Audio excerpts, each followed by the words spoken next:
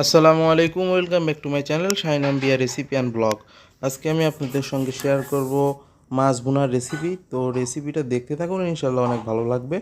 আর ভালো লাগলে like comment share করতে ভুলবেন না। ধন্যবাদ সবাইকে। পুরো ভিডিওটা দেখতে থাকুন।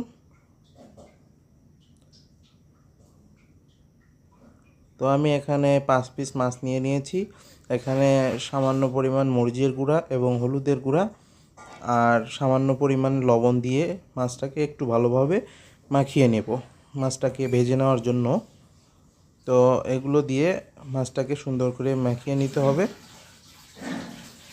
তো চুলায় একটা প্যান বসিয়ে দিয়েছি, এখানে এখন রান্নার তেল দিয়ে দিলাম।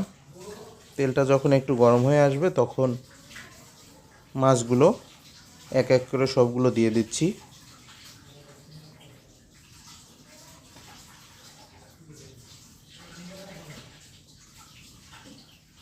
তো মাছগুলো একটা তিন মিনিটের মতো এক পাশটা যখন ভাজা হয়ে গেছে তখন এটাকে উল্টায় দেব। অপর পাশটা উল্টায় দিলাম। তো সবগুলো এভাবে উল্টিয়ে দেব। যারা আমার চ্যানেলটা প্রথমবার দেখছেন তারা প্লিজ আমার চ্যানেলটা সাবস্ক্রাইব করবেন আর বেল বাটনটি অবশ্যই বাজিয়ে দেবেন, যাতে করে পরবর্তী ভিডিওর নোটিফিকেশন সবার আগে আপনার কাছে পৌঁছে যায়।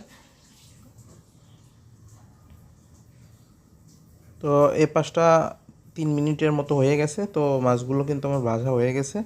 তো এখন আমি সবগুলো মাছ উঠিয়ে নিচ্ছি।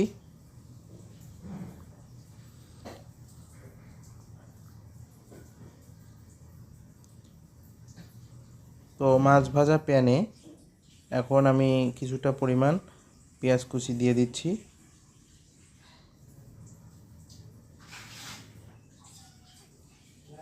পেঁয়াজ কুচিটা একটু নাড়াচাড়া দিয়ে এখানে এখন দিয়ে দিচ্ছি রসুন আর পেঁয়াজ একসঙ্গে পেস্ট করা ছিল সেটা দিয়ে দিলাম। আদা পেস্ট দিয়ে দিলাম, জিরা পেস্ট দিয়ে দিলাম।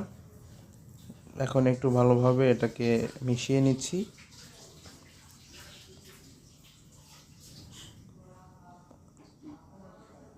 স্বাদ মতো লবণ দিয়ে দিলাম।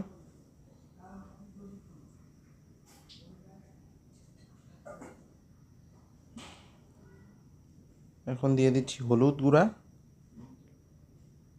মরিচের গুঁড়া, ঝাল কম বেশির উপরে নির্ভর করে। এটা দিলাম ধনিয়া গুঁড়া। তো এগুলো দিয়ে এখন এখানে সামান্য পরিমাণ পানি দিয়ে দেব। পানি দিয়ে মশলাটাকে একটু ভালোভাবে নেড়েচেড়ে কষিয়ে নিতে হবে। তো এখানে আমি এলাচ, গোলমরিচ আর দারচিনি দিয়ে দিলাম 3 টুকরো করে। তো এটাকে এখন ভালোভাবে সিদ্ধ করার জন্য মশলাটাকে আরেকটু পানি দিছি। তো মশলাটাকে যত ভালোভাবে কষানো হবে ততই মাছ ভুনার টেস্ট হবে।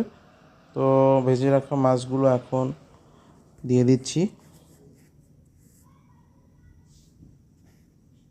সবগুলো মাছগুলো দিয়ে এখন আমি ঢাকনা দিয়ে ঢেকে দিলাম। এটাকে এখন মিডিয়াম হিটে এটাকে রান্না করতেছি।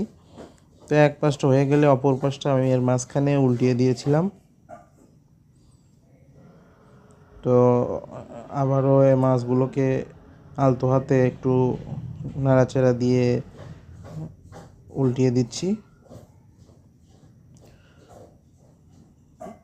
তো মশলার মধ্যে মাছটাকে খুব সুন্দর করে কিন্তু কষিয়ে নিয়েছি। এ পর্যায়ে এখন আমি 1 কাপের মতো পানি অ্যাড করে দিলাম।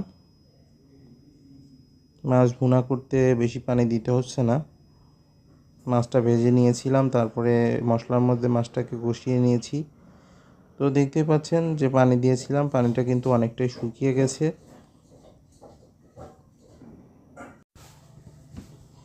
তো মাছ রান্না শেষের দিকে প্রায়। তো এ পর্যায়ে আমি এখন 1 চামচ জিরা গুঁড়া এটা দিয়ে দিলাম। তো এটা দিয়ে একটু নাড়াচাড়া দিয়ে ঢাকনা দিয়ে ঢেকে দেব। রান্না শেষের দিকে একটু জিরা গুঁড়া দিলে টেস্টটা অন্যরকম হয়, সঙ্গে ফ্লেভারটাও চেঞ্জ হয়ে আসে। দেখতেই পাচ্ছেন। তো এ পর্যায়ে আমি কিছুটা ধনিয়া পাতা কুচি করে রেখেছিলাম, একটু ধনিয়া পাতা দিয়ে দিলাম। তো রান্না কমপ্লিট হয়ে গেছে। এখন ঢাকনা দিয়ে এটাকে 1 মিনিটের মতো একটু রেখে দিচ্ছি। তো আমার রান্না কমপ্লিট, দেখেই বুঝতে পারছেন।